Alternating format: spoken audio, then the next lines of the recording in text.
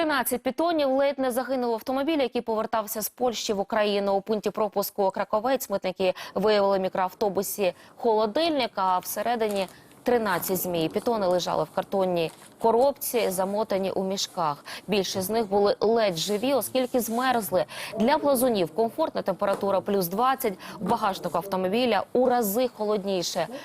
В двох змій були тріщини на шкірі. Власник буса, 27-річний мешканець Чернівецької області, пояснив митникам, що про змій нічого не знає, а холодильник перевозив на прохання знайомого. На водія склали протокол про порушення митних правил. Справу передали до суду, а пітонів – до зоопарку.